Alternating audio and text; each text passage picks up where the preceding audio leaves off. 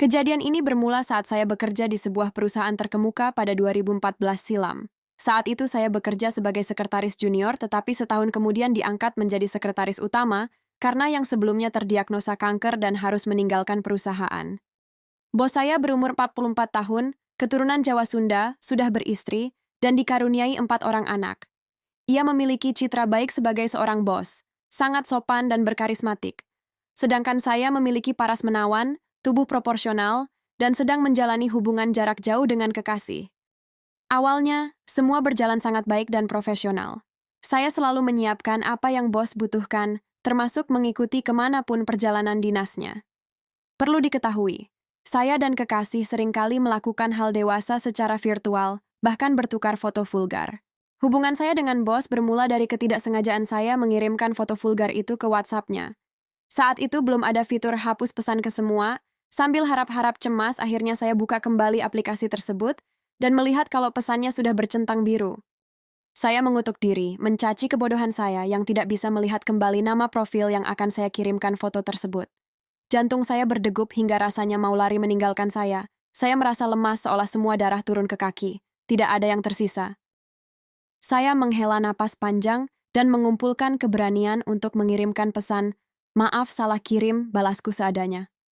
Tak lama pesan itu pun centang biru yang berarti dia belum menutup profil WhatsApp saya. Dia tidak membalas pesan saya. Saya semakin panik dan tidak tahu harus menaruh muka di mana saat bertemu dengannya besok. Esoknya saya memutuskan untuk berangkat lebih pagi. Semalaman saya tidak bisa tidur, cemas harus berkata apa saat bertemu dengannya. Terlebih belum lama saya diangkat menjadi sekretaris utama. Bagaimana kalau saya dikeluarkan karena perilaku saya yang kurang baik? Mau ditaruh di mana muka saya? Pikiranku berkecamuk. Sepertinya wajah saya hari ini tidak karuan. Kantung mata saya pastilah hitam karena tidak tidur semalaman suntuk. Selama perjalanan jantung saya berdegup sangat kencang. Mungkin jika ada orang yang berdiri di sebelah saya, mereka akan dengar betapa kencang suaranya. Sesampainya di parkiran kantor, keringat dingin mulai membasahi kening, perut saya tiba-tiba mulas menahan gugup. Saya memasuki lobi kantor dan bergegas ke ruangan bos, tetapi sebelum itu saya putuskan untuk pergi ke kamar mandi. Melihat bagaimana kondisi wajah saya dan terutama mengumpulkan segala niat juga keberanian untuk meminta maaf atas kebodohan saya. Saya melihat diri saya di cermin kamar mandi, buruk gerutuku. Saya membuka keran dan membasuh wajah dengan air dingin. Luntur semua make up, terlihatlah wajah saya yang sesungguhnya. Kantung mata hitam, bibir pucat, kulit kering, saya menghela napas dan membuka tas untuk mengeluarkan pouch makeup. Hitung-hitung mencari kesibukan agar tidak terlalu gugup.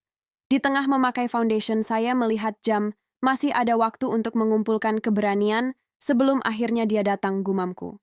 Selesai make up, saya kembali menatap pantulan diri di cermin. Sebenarnya saya tidak jelek kok. Hanya saja malu karena salah kirim foto itu, kataku dalam hati. Setelah cukup berias, saya keluar dan duduk di meja dekat ruangannya. Berulang kali saya melirik jam tangan untuk melihat berapa lama lagi ia akan datang. Bos saya adalah orang yang tepat waktu, dia selalu datang di jam yang sama. Jadi, tidak sulit mengetahui kapan ia akan tiba. Saat aku melirik jam tanganku yang entah sudah kesekian kali, derap langkahnya mulai terdengar mendekat. Aku berdiri dan merapikan baju, ia membuka pintu, "Selamat pagi," ucapnya, sambil tersenyum dan berlalu masuk ke dalam ruangannya. Saya hanya tersenyum dan menjawab sapaannya seperti biasa. Hari ini aku harus minta maaf niatku. Selama 1 hari itu, ia terlihat biasa sekali, tidak menginstruksikan hal aneh. Benar-benar respek saya dengannya. Berulang kali saya mengintip ke dalam ruangan untuk meminta maaf, tapi kata itu sepertinya susah kali terlontar dari bibir saya.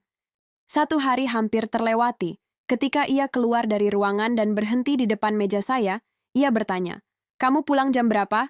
Tanyanya. "Sebentar lagi akan pulang, Pak," jawabku. "Bisa temani saya minum kopi?" Tanyanya. Mendengar ajakannya itu, saya berpikir bahwa inilah saat yang tepat untuk saya meminta maaf. Saya menyetujui ajakan itu. Kami turun dan masuk ke salah satu kedai kopi yang berada di lobi. Saat tiba di kedai dan sudah memesan kopi, saya membuka obrolan tentang insiden salah kirim pesan itu. Belum selesai bercerita, ia sudah menyela pembicaraan saya. "Forget about it. Saya paham kamu LDR. Foto itu pun sudah saya hapus," katanya. Saya makin respek dengannya. Sejak kejadian itu, kami jadi makin akrab bahkan terbawa sampai di luar lingkup kantor. Seringkali saya diundang ke rumah untuk bertemu dengan keluarganya. Dia pun sangat perhatian, hingga sering mengirimkan pesan singkat sebagai cara menunjukkannya. Ada hal yang membuat saya nyaman saat berada di dekatnya. Ia sangat pandai membangun suasana dengan gurauan-gurauannya. Saya kerap kali tertawa terbahak-bahak jika dia sudah melontarkannya. Mungkin kedengarannya salah, tetapi seiring berjalannya waktu saya masuk ke dalam perangkap. Saya tidak bisa menghapus ingatan tentang bos saya itu, bahkan seringkali saya berfantasi dengannya. Gila memang, saat itu saya sudah punya kekasih. Hubungan kami pun terjalin cukup lama, dan dia sudah memiliki keluarga. Tapi saya benar-benar tidak bisa membuang hal tentangnya, sekalipun saya mencoba berulang kali. Kedekatan kami makin intens, tetapi tidak ada satupun orang kantor yang mengetahuinya. Kami sangat profesional saat bekerja, dan dengan citra baik bos saya, ia jauh sekali dari skandal negatif. Saat itu Hari Raya Nyepi, saya diundang untuk makan siang bersama di salah satu restoran. Saya menyetujui ajakannya dan ketika datang saya hanya melihat ia duduk seorang diri. Tidak biasanya ia datang sendiri, apalagi saat hari libur. Entah apa yang salah dengan saya, sepanjang hari saya berusaha untuk menggodanya. Mulai dari gerak tubuh hingga memancing obrolan yang menjurus ke arah sana. Gayung pun bersambut, ia merespons godaan saya. Setelah makan siang, kami pergi ke hotel terdekat. Dari sanalah hubungan terlarang ini dimulai. Ia tidak hanya menjadi kekasih bagi saya, tetapi juga kakak dan mentor bagi kehidupan saya. Ia sangat gentleman dan tahu bagaimana cara memperlakukan wanita. Selama menjalin kasih dengannya, saya tidak hanya mendapatkan gaji, tetapi juga gaji kedua yang jumlahnya cukup besar. Hubungan terlarang kami berjalan selama 2 tahun, awal 2015 hingga 2017, dan harus berakhir ketika kekasih saya pulang dari Singapura. Cukup sulit menjalani hubungan terlarang itu jika kekasih saya berada di kota yang sama.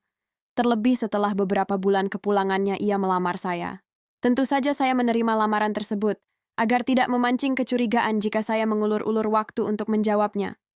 Tetapi dalam hati saya yang terdalam terdapat kegalauan dan kesedihan luar biasa. Pinangan itu membuat saya harus memutuskan hubungan dengan bos saya tercinta. Saya galau bukan main. Saya bingung. Bagaimana kalau tiba-tiba saya merindukannya? Batin saya berkecamuk. Saya memendam kegalauan itu rapat-rapat dan berusaha bertingkah normal di depan kekasih saya.